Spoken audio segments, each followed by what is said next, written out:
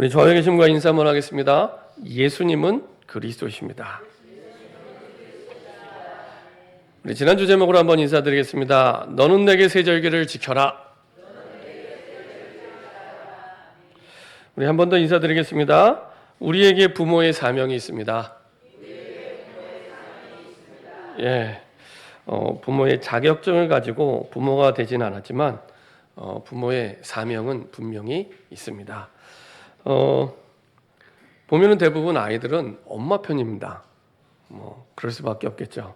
그래서 잠을 자다가도 아빠 엄마 사이에 중간에 자녀가 있으면 이렇게 아빠 보는 척하다가 결국에는 엄마를 다 바라봅니다. 결국에는 이렇게 엄마 편이더라고요. 그리고 한 번은 집에서 기니피그를 기른 적이 있습니다. 기니피그. 이제 저희가 가족이 4명인데 기니피그가 한 마리 이렇게 들어왔어요. 그 기니피그 한 마리가 들어오면서 제 등수가 5등으로 밀렸습니다. 예, 아빠의 위치가 하여간 이렇게 밀리더라고요. 그래서 그 뒤로는 다시는 집안에서 동물을 키우지 않습니다. 그 몇 년 전에 돌아가신 그 이어령 그 교수님이 쓴 글 가운데 그런 내용이 있습니다. 힘없는 아버지, 예, 힘없는 아버지. 아버지에 대한 글인데 본인도 이제 아버지였으니까. 근데 이제 이렇게 글을 남겼습니다. 이제 어느 날 이제 유학 간 아들이 어머니와 이제 매일 전화 통화를 이렇게 하다가 아버지와는 늘 무심하게 지냈구나 이렇게 생각이 들었답니다. 그래서 이제 나는 아버지가 열심히 일해서 내가 이렇게 유학까지 왔는데 아버지께 제대로 감사해 본 적이 없구나. 어머니만 부모 같았지 아버지는 늘 손님처럼 여겼구나 이렇게 생각을 했답니다. 그래서 이제 아들이 크게 후회하면서 오늘은 아버지께 위로와 감사의 말씀을 전해야겠다 마음을 먹고 이제 생각을 해서 집에 전화를 했답니다. 마침 이제 아버지가 전화를 받았는데 받자마자 뭐라고 얘기했냐? 엄마 바꿔줄게. 예, 그러니까 거의 존재감이 희미합니다. 이렇게 있는 듯 없는 듯. 그래서 밤낮 이제 교환수 노릇만 했으니까 이제 자연스럽게 나온 대응이었다고 합니다. 그래서 이제 아들이 얘기를 했답니다. 아니 오늘은 아버지하고 이야기를 하려고 합니다. 라고 했더니 아버지는 왜 돈 떨어졌냐? 이렇게 얘기를 했답니다. 참, 예, 아버지의 위치가. 그러니까 이제 아버지는 돈 주는 사람에 불과했던 겁니다. 이건 지금 이어령 교수가 쓴 글입니다. 아들은 다시 아버지께 큰 은혜를 받고 살면서 너무 불효한 것 같아서 오늘은 아버지와 이런저런 말씀을 나누고 싶습니다. 이렇게 말했답니다. 그래서 이제 마지막으로 아버지가 이제 뭐라고 얘기를 했냐? 너 술 마셨냐? 이거는 전혀 이게 소통이 안 되는. 그래서 아버지가 되기는 쉽지만 아버지답기는 참 어려운 일이다. 이렇게 얘기를 했답니다. 그래서 아버지의 사랑은 마치 시골집 아궁이 불씨 같다고. 그래서 숯불과 잿불 속에 가려져 있어 잘 보이지 않지만 쉽게 꺼지지 않고 오랫동안 뜨겁게 아궁이를 달궈준다고 이렇게 얘기를 합니다. 어쨌건 간에 이 아버지 자격증을 가지고 아버지가 된 게 아니기 때문에 사실은 여러 가지 많은 시행착오를 겪고 어려움을 겪지만 성경에서 꼭 한 가지는 분명하게 전달해 준답니다. 이것이 전달되면 사실은 아버지의 역할을 100%가 아니라 300%, 어머니의 역할을 100%가 아니라 300% 하시게 되는 거거든요. 그게 뭐냐? 오늘 본문입니다. 모세가 이스라엘 백성 앞에, 특별히 이스라엘 백성들은 광야 세대입니다. 출애굽 세대가 아니라 광야 세대입니다. 그러니까 출애굽 세대들은 광야에서 다 죽고 40년 동안, 그리고 광야에서 태어난 이 세들에게 본인은 그토록 기다리던 약속의 땅에 들어갈 수 없지만 들어가서 살아야 될 이 광야 세대에게 어떻게 사는 것이 올바르게 살고 제대로 살고 정말 축복된 삶인지를 얘기해 주는 거예요. 그래서 남긴 기록이 신명기입니다. 신명기. 그래서 신명기는 모세의 마지막 설교 3편으로 이루어집니다. 그러니까 모세의 유언장이라고 얘기도 합니다. 그러니까 마지막으로 이제 광야에서 태어난 세대에게 꼭 하고 싶은 유언과도 같은 이것만은 꼭 해야 될, 여기에는 모세의 한이 담겨 있습니다.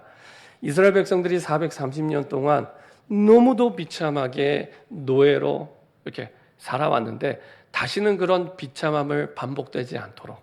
그렇죠? 우리는 지금도 그 일제 시대 생각하면은 아직도 막 마음에 뭔가 이렇게 끌어오르잖아요. 막 일본 하면은 저는 뭐 일제 시대에 살지 않았어도 지금도 전에 말씀드린 대로 축구 경기는 일본이랑 할 때 꼭 이겨야 됩니다. 왠지 모르겠지만 꼭 이겨야 됩니다. 이만큼 36년인데 이스라엘 백성은 430년입니다. 모세가 이걸 잘 알고 있기 때문에 그 한을 가지고 이걸 꼭 하면 우리 후대가 더 이상은 이 애굽의 노예처럼 살지 않을 거라고 얘기하는 그 내용이 신명기입니다. 그 가운데 가장 핵심이 오늘 신명기 6장입니다. 그 가운데서도 가장 핵심이 신명기 6장 1절에서부터 9절까지. 그 가운데서도 4절에서 9절까지. 그래서 지금도 이스라엘 백성들은 쉐마라고 해서 늘 암송하는, 아이들이 태어나서 자라면서 늘 기억하고 암송해야 될 필수 성경 구절이 될 만큼 꼭 기억해야 될 사실은 내용입니다. 하나님께서는 지난주에 말씀대로 이스라엘 백성들에게, 출애굽한 이스라엘 백성들에게 다시는 노예로 살지 않도록 이제 하나하나 이스라엘 사람들의 삶을 바꿔갑니다. 그 가운데 세절기를 말씀하시죠. 그래서 세절기는 단순히 우리가 생각하는 기념일이 아니라 법으로 정합니다. 왜냐? 반드시 하나님의 축복이 준비되어 있는데 꼭 그렇게 살라고 아예 법으로 만들었습니다. 그리고 삶으로. 그래서 절기. 지난주에 말씀드린 대로 농사꾼에게는 그 24절기가 굉장히 중요하잖아요. 그 때를 따라서 살아야 되기 때문에 마찬가지로 하나님이 이스라엘 백성들에게 세절기를 정하신 이거 말고도 다른 여러 절기가 있습니다. 그 가운데서 중요한 이 세절기를 법으로 정해놓은 것은 삶을 그렇게 살아가라고. 삶을. 이것이 축복된 삶이라고. 그럼 도대체 그 세절기에 어떤 의미가 담겨 있습니까? 하나님은 유월절 통해 하나님의 절대적인 구원을 이루십니다. 우리가 하나님을 떠나 죽어야 되는데 그 죽음으로부터 빠져나올 수 있는 유일한 길은 유월절 그 어린이의 피밖에 없다. 이것이 그 세대뿐만 아니라 영원히 기억되도록, 이 길 말고는 죽음에서 벗어날 길은 없어. 이 길만이 너의 유일한 살 길이야. 이것이 전달될 수 있도록. 그래서 죽음을 넘어섰다는 의미에서 유월절이라고 얘기합니다. 유월절. 그렇죠? 구원의 역사를 이루시는 방향으로 우리의 모든 발걸음을 인도하고 계세요. 우리의 삶도 그렇게 인도받으면 됩니다. 저도 처음에는 목사가 될 생각이 없었습니다. 어렸을 때 교회를 다녔지만은, 근데 제가 이제 대학교 1학년 때 복음을 받고 살아가다가 어느 날 이제 미래를 두고 이제 기도하는데 그런 생각이 드는 거예요. 좀 이제 교사가 되려고 생각을 했거든요. 아이들을 가르치는 것이 참 의미 있다.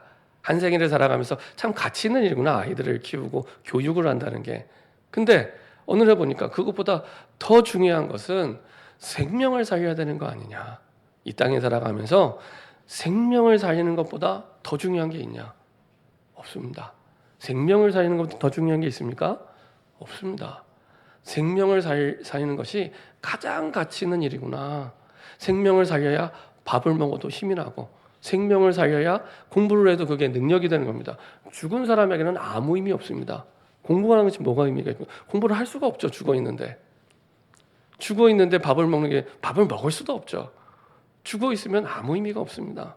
아, 생명을 살리는 것이 가장 가치 있는 일이구나. 그럼 내가 그거 해야지. 한 생일을 살아가면서.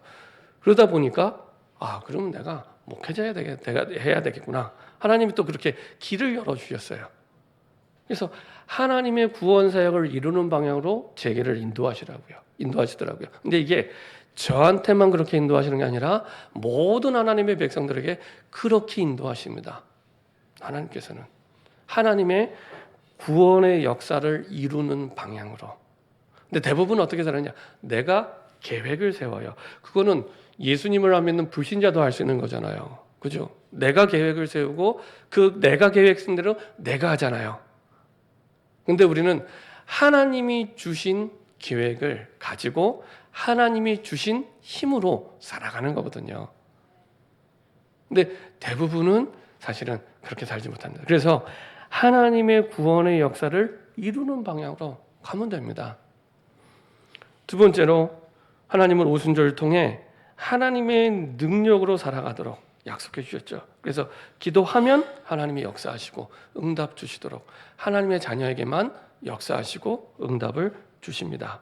그래서 그 기도 응답 주시는 방향으로 살아가시면 됩니다. 근데 중요한 건 응답이 없을 때입니다. 많은 사람들은 무응답을 응답이라고 생각지 않습니다. 근데 무응답이 응답이거든요. 내가 정말로 기도를 했는데 하나님 응답을 안 주죠. 그러면 그게 응답입니다. 그럼 하나님은 그거 말고 또 다른 더 중요한 응답을 두고 기다리고 계십니다. 준비해 놓고. 그래서 사도행전 16장 6절부터 10절에 보면은 바울이 전도를 하는데 막힙니다. 근데 그거를 성경은 어떻게 기록했냐? 하나님의 성령이, 예수의 영이 막았대요. 보통 사람 같으면은 이거 사단이 막은 거 아니야? 이렇게 생각할 텐데 하나님이 막으셨대요. 그것도 2번이나. 이쯤 되면은 포기할 만도 한데 바울은 기도합니다. 그래서 드로아 지역에서 기도했대서 드로아의 밤이라고 얘기를 하는데 기도하는 가운데 하나님이 환상을 보여주시죠. 저 마게도냐 사람이 이제 손짓하는 걸 보면서 하나님이 마게도냐 지역에서 나를 전도하라고 이끄시구나. 그리고 그곳으로 가게 됩니다. 왜냐하면 우리는 전도를 해도 내가 하려고 하는 내가 하고 싶은 전도를 하지 하나님이 원하시는 전도를 하지 않습니다. 다르거든요. 전도도 내가 하면 전도가 부담이 돼요. 하다가 멈춰지게 됩니다. 근데 하나님이 하시는 전도는 평안해요. 그리고 하나님이 문을 열고 기다리기 때문에 계속 그 응답을 누리게 됩니다. 그 전도를 얘기를 하는 겁니다. 그러니까 하나님이 마게도냐 지역을 두고 바울을 인도하시는 거죠. 그리고 가보니 누가 준비되어 있냐? 루디아가 준비되어 있었습니다. 루디아는 빌립보 사람도 아닙니다. 다른 지역에 사는 사람을 하나님이 빌립보에 데려다가 루디아를 준비해 놓고 바울이 말씀을 전할 때 루디아의 마음을 여사 듣게 하시죠. 그리고 하나님이 인도하시고 응답을 보여주십니다. 이렇게 하나님이 주시는 응답을 따라 하나님이 전도도 문을 열어가시고 인도하십니다. 그렇죠? 기도 응답이 되어지는 방향으로 하나님은 우리를 인도하고 역사하고 계십니다. 그리고 수장절의 축복입니다. 수장절은 이제 이스라엘 백성들이 가나안 땅에 들어가서 추수를 했는데 그 추수에 대한 감사. 아시는 것처럼 이스라엘 백성들은 이 목축을 하는 이 베두인족들입니다. 대부분. 그럼에도 불구하고 그 광야를 무사히 지나서 가나안 땅에 들어가서 추수를 해서 먹고 사는 정도가 아니라 저장을 하는. 그래서 여기에는 하나님의 알곡 같은 그 백성들이 영원한 하나님의 나라에 가는 이런 의미가 담겨 있습니다. 그래서 우리가 이 땅의 소망을 두고 살아가는 존재가 아니라 영원한 하나님의 나라의 소망을 두고 살아가는 존재라는 것을 말씀하고 있죠. 그래서 하나님께서는 이 땅의 소망을 두지 말고 영원한 하나님 나라의 소망을 두고 살아가도록, 이 땅의 소망을 두는 그 순간부터 우리는 또 내가 계획을 세우고 내가 힘쓰고 내가 애쓰고 막 해야 되는 거예요. 그래서 그렇게 사는 것이 아니라 하나님의 백성은 영원한 하나님 나라의 소망을 두고 오늘을 살아가는 거라고. 이것이 당대뿐만 아니라 영원한 후대에게도 전달하도록 하나님의 백성이 살아야 될 삶을 얘기하는 거죠. 그래서 유월절, 오순절, 수장절 이것이 이제 우리 후대에게 전달되도록, 여기에는 순종을 전제로 한 축복입니다. 순종. 그러니까 순종하지 않으면 늘 이거는 뜬구름 잡는 얘기가 되는 겁니다. 다 지나가는 얘기. 그렇다더라 라고는 얘기가 되지 이것이 나의 것이 되지 않습니다. 이것이 나에게 주신 언약으로 붙잡고 순종할 때 하나님은 그 축복을, 지금 3,500년 전 얘기를 하는 거거든요. 이 내용이 그 3,500년이라는 시간과 공간을 넘어서서 오늘 나에게 나의 응답이 되는 겁니다. 그래서 이 신명기의 가장 중요한 이 핵심은 하나님의 말씀을 각인하라는 겁니다. 그냥 단순히 마음에 담아라 이 정도가 아니라 뼈에 새겨라.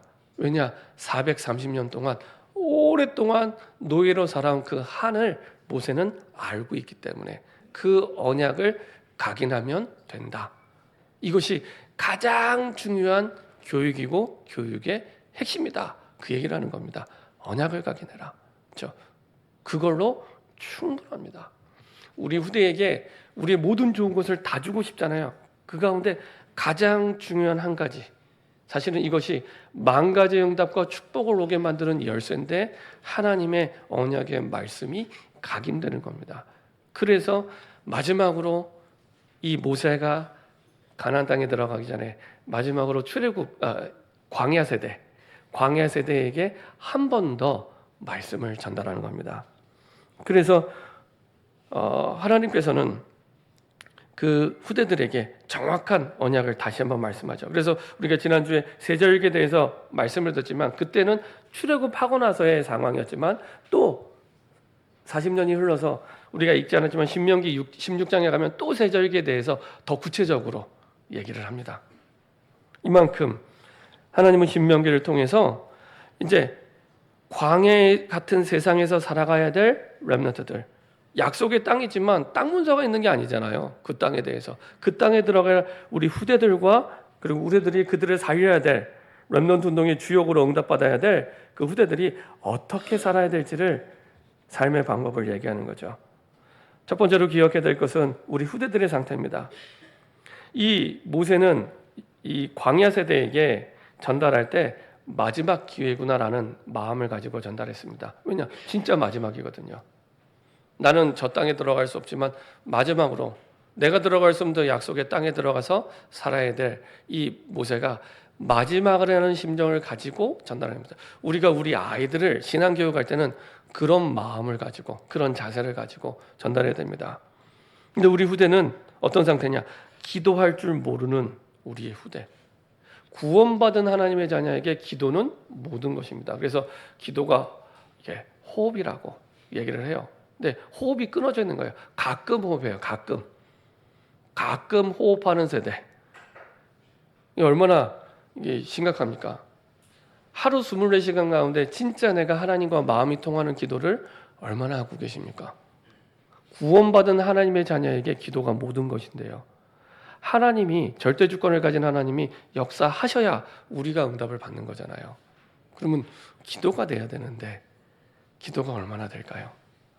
진짜 하루 24시간 1440분 가운데 1분이라도 집중해서 기도하면 달라지거든요. 1분이라도.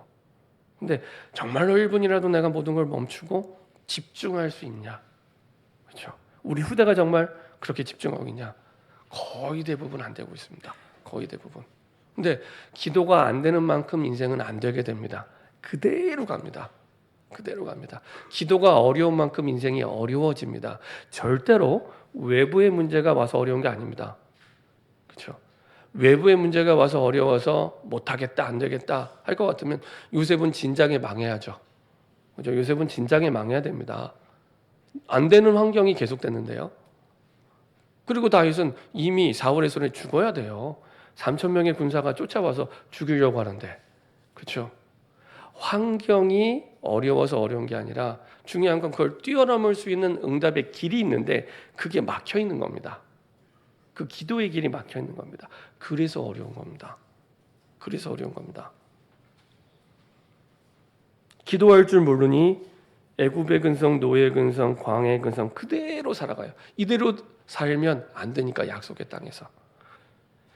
애굽의 근성, 애굽에서 살던 체질이 뿌리가 내려져서 성품이 되어 있는 겁니다. 근성, 뿌리가 내려져서 성품이 돼서 그대로 살아가는 거예요. 그래서 출애굽 세대들이 광야에 나와서도 계속 원망하고 불평하고 안 된다, 못한다, 할 수 없다, 돌아가자.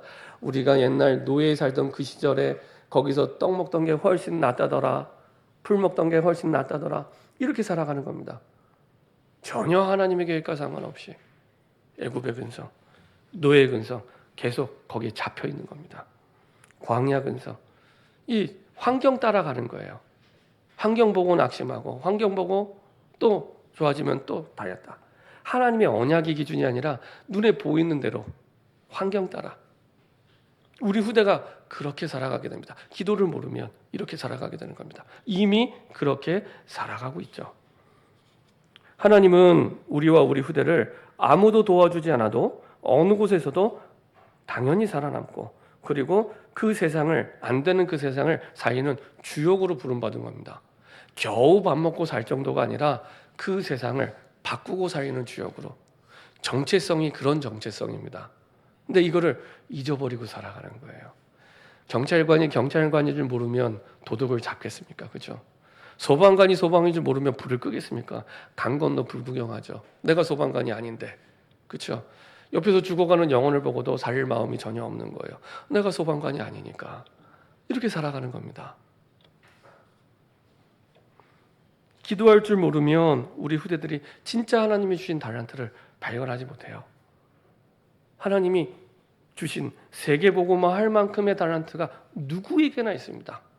이걸 놓치니까 대부분의 아이들, 대학생, 청년들이 어떻게 냐, 이거 하다가 또 멈추고 저거 하다가 또 멈추고 이거 하다가 이거 한번 해볼까 하다가 또 멈추고 이거다. 계속 어떤 분이 이게 평생 하나님은 분명히 세계복음화 할 달란트를 주셨는데 발견이 안 되는 거예요. 계속. 그렇죠? 그리고 그걸 끝난 게 아니라 이제 영적 문제 속에서 살아가게 된다. 영적 문제는 육신 문제가 아닙니다. 그렇죠? 하나님을 떠난 문제 자체가 영의 문제입니다. 영의 문제. 그 말은 우리의 육신의 노력으로 바꿀 수 없는 문제입니다. 우리 육신의 노력을 바꿀 수 없는 문제인데 이거를 육신의 노력하려고 하다 보니 안 되는 거죠. 그렇죠? 이게 계속 반복되는 겁니다. 그래서 찬송가 가사대로 울어도 안 되고 애써도 안 되고 참아도 안 되고 어떻게 하면 좋겠습니까? 그렇죠? 진짜 믿을 때만 가능한데 이런 문제가 기도가 안 되면 하나님의 자녀 다 되고 나서도 이게 계속 반복되는 겁니다. 이제 모세는 이 광야 세대에게 진짜 사명이 있음을 얘기하고 있는 겁니다. 이제 곧 이제 가나안 땅에 들어가서 가나안의 그 엄청난 정복 전쟁. 근데 이것도 하나님이 이겨놓고 싸우는 거거든요. 이기는 승리를 약속한 싸움입니다.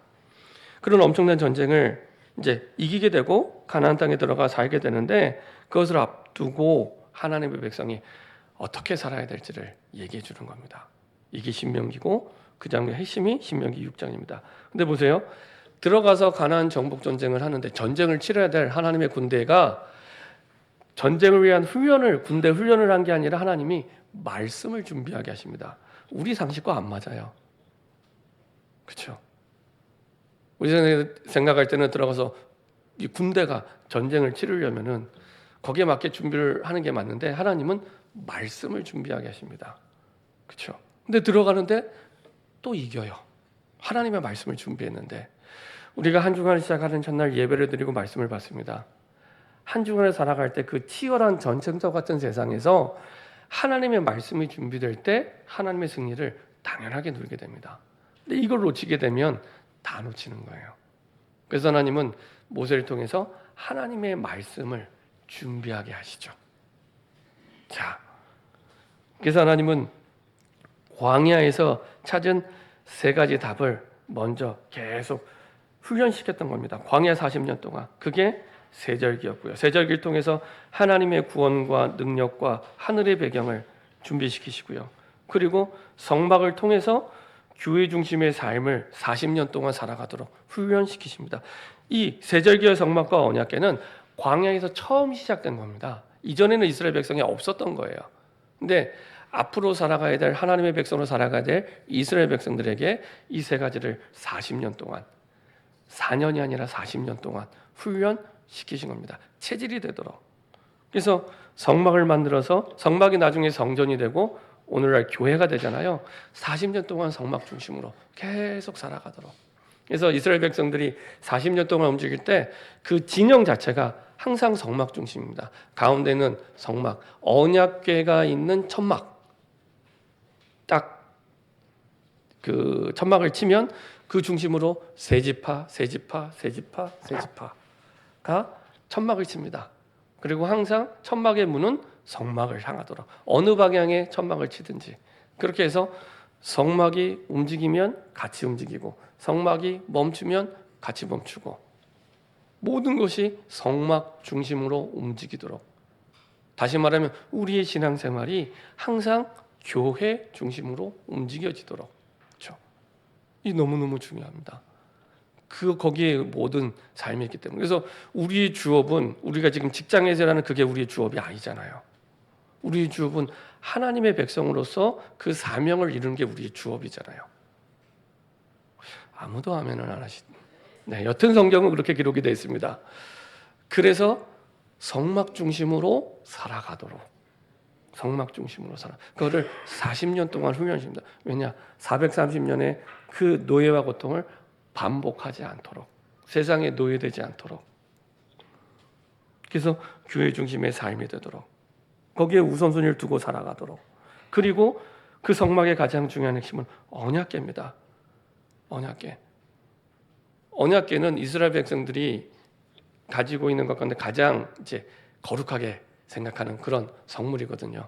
언약궤에는 잘 아시는 것처럼 그 십계명의 돌판, 그 다음에 만나 담은 항아리, 그 다음에 아론의 쌍난 지팡이 세 가지가 들어있습니다. 근데 나중에 결국에는요, 아론의 쌍난 지팡이랑 만나 담은 동아리는 없어집니다. 그리고 나중에 그 솔로몬이 지은 성전에는 그 언약궤 안에는 그 십계명만 담겨 있게 됩니다.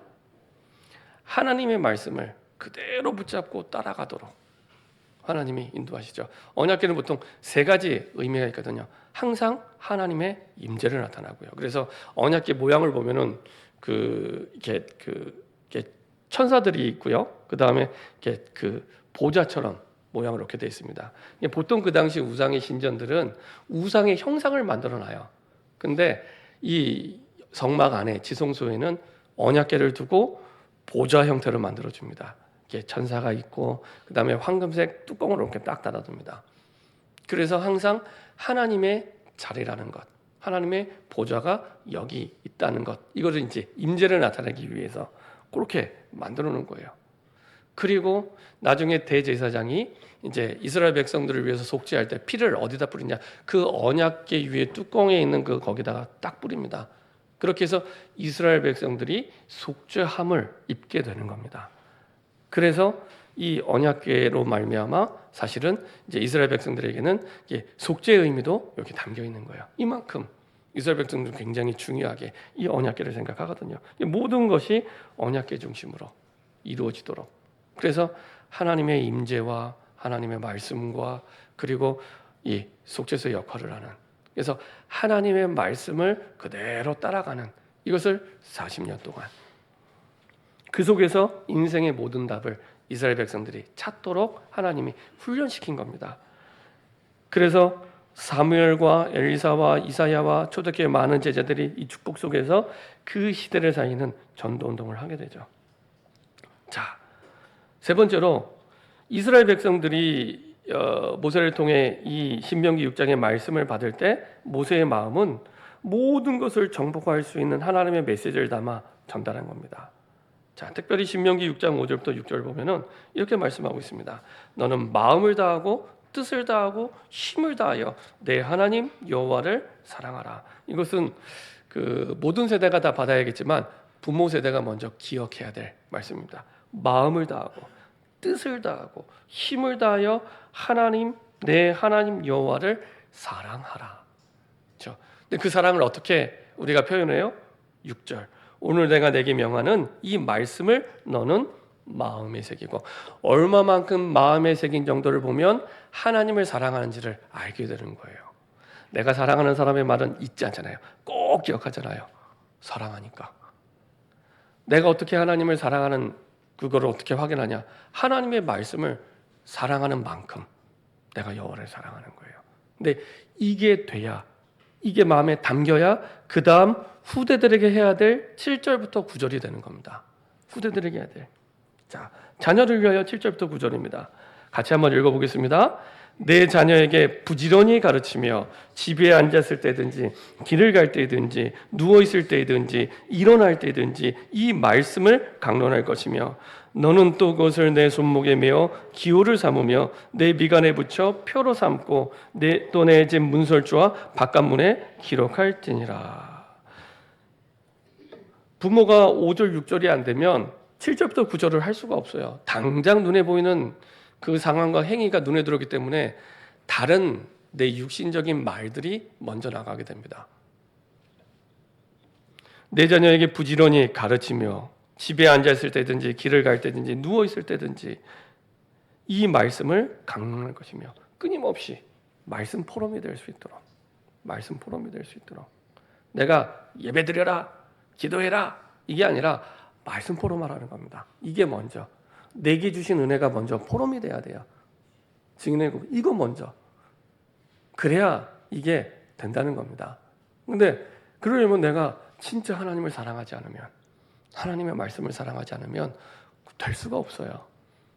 지금 집에 앉아있을 때든지 길을 갈 때든지 이거는 어떤 상황이든지 묻어나와야 되는 거거든요. 내가 봐 이제 내가 가르칠게 앉아봐 이게 아닙니다. 어떤 상황이든지 내게 준 말씀에 대해서 묻어나와서 포럼이 돼야 되는데 이게 진짜 영적인 교육인데 언약 교육인데 이게 안 되는 거예요. 이 포럼이 안 되는 겁니다. 그렇죠? 지난 한 주간 동안 자녀들하고 어떤 대화를 가장 많이 하셨습니까? 그게 내 영적 상태예요. 그렇죠? 그게 내가 하나님을 사랑하는 정도라는 겁니다. 그렇죠? 그거예요. 너는 또 그것을 내 손목에 매어 기호로 삼고 기준이 되라는 겁니다.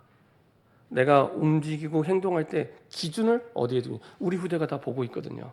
아, 우리 아빠는 말씀이 기준이구나. 말씀 따라 선택하고 말씀 따라 인도받는구나. 아, 우리 엄마는 말씀 따라 선택하고 말씀 따라 인도받는 분이야. 기준을 어디 두고 있는지.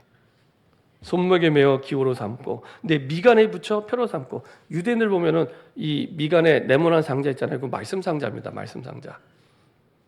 이 보는 거죠. 말씀.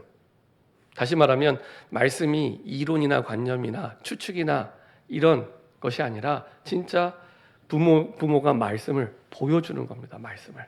이거는 말씀을 붙이고 다니라 그게 아니라 말씀이 맞다는 것을 말씀의 증인으로 보여주는 겁니다. 그렇죠? 또 내 집 문설주와 바깥문에 기록할지라 네 가정이 이런 말씀의 가정이 될 수 있도록 가문이 말씀의 가문이 될 수 있도록 그렇죠? 이것이 우리 후대에게 전달할 가장 중요한 교육입니다. 이 한 가지가 모든 응답이 다 들어가 있습니다. 그래서 다른 거는 좀 부족해도 이 한 가지를 제대로 바르게 전달하면 사실은 다 가진 겁니다. 다 가진 겁니다. 그 마음을 가지고 모세가 전달하는 겁니다. 그렇죠? 이게 다다. 이거 말고 또 다른 게 아니라 이 속에서 나머지 세상의 교육을 하는 겁니다. 이 속에서. 이거 플러스 이것도 하고 그게 아니고요. 이 속에서. 그렇죠? 그래야 지금의 유대인들은 3,500년이라는 세월이 지나도 그들의 문화를 가지고 있잖아요. 비록 이제 껍데기라 할지라도 그렇죠? 그 속에서 그렇게 쭉 전달이 돼서 내려온 겁니다. 이것이 가장 중요한 우리 후대 교육. 이게 첫 번째입니다. 학원에 보내기 전에, 학교에 보내기 전에, 대학에 보내기 전에, 직장에 보내기 전에 해야 될 가장 중요한 첫 번째 교육이라고 합니다. 이게 다다. 우리는 한참 이제 소잃고 외양간 치는 것처럼 우리 자녀들이 문제가 터졌을 때 이게 왜 그렇지, 뭐 때문에 그렇지 라고 고민하잖아요. 이것 때문에 그래요. 다른 이유가 없습니다. 이것 때문에 그렇습니다. 올바르게 언약이 각인되지 않기 때문에 자꾸 틀린 선택을 하게 돼요. 선택을 했다는 얘기는 그 길을 간다는 얘기잖아요. 그렇죠? 가면 답이 없기 때문에 또 넘어지고 왜 그렇지? 시간은 자꾸 흘러가고 그렇죠? 그래서 시급하게 중요하게 가장 바르게 해야 될 유일한 최고의 교육 언약이 각인되도록 지금 그 내용이 신명기 6장에 모세가 전달한 내용입니다. 자, 예수님도 누가복음 23장 28절에 보면 내 자녀를 나를 위해 울지 마. 앞으로 망하게 될 이스라엘 백성 이스라엘 망하게 되는데 그 망한 나라 속에서 살아가야 돼. 내 자녀를 위해 울어야 돼. 내 자녀를 위해 울라.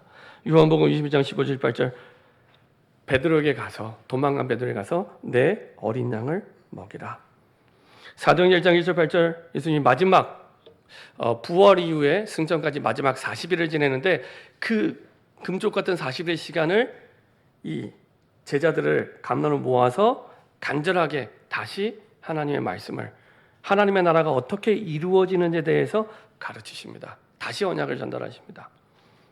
자, 이때 주시는 하나님의 축복이 신명기 6장 2절 3절에 잘 나타나 있습니다. 2절 3절 같이 합독하도록 하겠습니다. 곧 너와 내 아들과 내 손자들이 평생에 내 하나님 여호와를 경외하며 내가 너에게 명한 그 모든 규례와 명령을 지키게 하기 위한 것이며 또 내 나라를 장구하게 하기 위한 것이라. 이스라엘아, 듣고 삼가 그것을 행하라. 그리하면 내가 복을 받고 내 조상들의 하나님 여호와께서 내게 허락하심 같이 젖과 꿀이 흐르는 땅에서 내가 크게 번성하리라. 복을 주신대요. 이게 하나님이 주시는 복 받는 방법이래요. 다 하늘의 복을 누리고 받고 싶잖아요. 이렇게 하시면 돼요. 이게 가장 첫 번째 것이 됩니다. 그리고 이게 다구나라고 생각하시면 됩니다. 그렇죠? 그러면 그 뒤에 보면 여호와께서 내게 허락하심 같이 젖과 꿀이 흐르는 땅에서 내가 크게 번성하리라. 이스라엘 땅이 육신적인 눈으로 보면 정말 젖과 꿀이 흐르는 땅인가요? 아니잖아요. 진짜 젖과 꿀이 흐르는 이 비옥한 옥토는 애굽 땅입니다. 애굽 땅. 전에 말씀드린 대로 학교에서 4회 시간에 배우시잖아요. 이집트 삼각주 지역이라고. 아주 비옥한 땅, 농사짓기 좋은 땅은 애굽 땅이에요. 근데 하나님은 애굽 땅을 젖과 꿀이 흐르는 땅으로 말씀 안 하세요. 성경에서. 젖과 꿀이 흐르는 땅은 저기 이스라엘 땅이야. 우리나라 경기도 강원도 합쳐놓은 크기의 지금의 이스라엘 땅. 근데 그 땅의 3분의 1은 다 돌짝밭입니다. 농사를 지을 수 없는 돌짝밭. 제가 가보니까 저기 북부 지역에 갈릴리 호수 그 주변만 조금 땅이 괜찮아요. 그 밑에는 다 돌짝밭. 다 돌짝밭입니다. 근데 하나님은 돌짝밭이라고 얘기를 해야 되는데 그렇게 말씀 안 하세요. 그럼 하나님이 현실과 안 맞는 얘기를 하신 거잖아요. 근데 젖과 꿀이 흐르는 땅이래요. 왜 그랬을까요? 하나님의 말씀이 있는 그 땅이 젖과 꿀이 흐르는 땅이 되는 겁니다. 지금의 이스라엘 땅에 키부츠하고 있잖아요. 그냥 눈에 보이는 것만으로도 거기서 다 재배하고 있습니다. 그것뿐만 아니라 사실은 하나님의 말씀이 가는 그것이 눈에 보기에는 거칠고 투박한 현장이라 할지라도 바꿀 수 있다는 겁니다. 내가 바꾸는 게 아니라 하나님이. 그래서 그 땅이 젖과 꿀이 흐르는 땅으로 바뀌는 거예요. 그 축복이 언약을 각인하는 데 있습니다. 환경이 문제가 아니고 우리는 환경이 어려우면 그 환경을 자꾸 바꾸려고 하잖아요. 환경이 문제가 아니라 올바르게 언약을 내가 붙잡으면 그것이 젖과 꿀이 흐르는 땅이 되는데 이것을 가르치라는 겁니다. 우리 후대들이 그런 척박한 땅을 만나게 될 텐데 그때 당황하고 놀래고 불신앙하지 말고 하나님의 말씀만 붙잡으면 돼. 언약 안에 다 있어. 이거를 가르치고 증인으로 보여주라는 겁니다. 그렇죠? 이것이 최고의 교육이다. 결론입니다. 우리 후대에게 꼭 전달될 것. 그래서 세상은 바뀌고 사람도 변합니다. 근데 변질되지 않은 복음의 언약이 전달되도록. 이게 부모의 사명 중의 사명입니다. 사명 중의 사명입니다. 변질되지 않은 복음이 복음답게 전달되도록. 그래서 많은 사람들이 떠나는 금토일이 이 언약을 각인하는 가장 좋은 시간표입니다. 주중에 다 바쁘잖아요. 직장의 일 때문에 아이들은 학업 때문에 다 바빠요. 그래서 금토일 이때가 우리 후대를 언약을 각인할 수 있는 가장 좋은 시간표입니다. 그래서 우리가 토요학교도 하고 금요기도회도 하고 주일날 예배를 드리는 겁니다. 이 기회를 놓치지 말고 가족 금토일 시대를 열어갈 수 있도록 이때 우리 후대에게 언약이 각인되도록 세상을 이기는 기도를 먼저 가르쳐 주시기 바랍니다. 하나님의 종합 선물 세트, 성삼위 하나님, 보좌의 능력, 과거, 오늘, 미래를 살릴 그 능력과 응답, 축복, 그리고 하나님이 주시는 5가지 힘, 그리고 흑암을 꺾는 하나님의 능력, 그리고 미리 하나님의 절대 주권 속에 언약을 붙잡고 가는 언약의 여정, 그리고 3가지 뜰, 이방의 뜰, 아이들의 뜰, 기도의 뜰. 이것을 기도 제목 속에 담아서 전달하는 겁니다. 그리고 사명을 가지고 전달할 수 있도록 하나님이 우리에게 주신 하나님의 나라 그리고 세계복음을 위한 나의 237 이것을 이면 계약으로 하나님과 나와의 약속으로 붙잡고 갈 수 있도록 이것을 우리 후대에게 언약 속에서 전달할 수 있도록 그러면 하나님 반드시 체험하게 하십니다. 내 몸과 생각과 마음과 영혼 속에 이 언약이 각인될 때 체험이 되기 시작합니다. 맞구나. 그때부터 이제는 내 것이 우리 후대의 것이 됩니다. 이렇게 응답을 받는 저와 여러분 되기를 소원합니다. 이것을 두고 우리가 매일 해야 될 것, 우리의 삶의 현장에 하나님의 구원이 임할 수 있도록 전도를 두고 내가 말씀을 붙잡고 기도하는 것입니다. 이것을 막연하게 하지 마시고 내가 언제 하겠다, 어디서 하겠다, 어떤 내용을 하겠다, 이게 정해져 있어야 돼요. 그 습관 전문가가 얘기를 하기를 그런 얘기를 합니다. 좋은 습관, 안 좋은 습관 있잖아요. 근데 이제 테스트를 해봤답니다.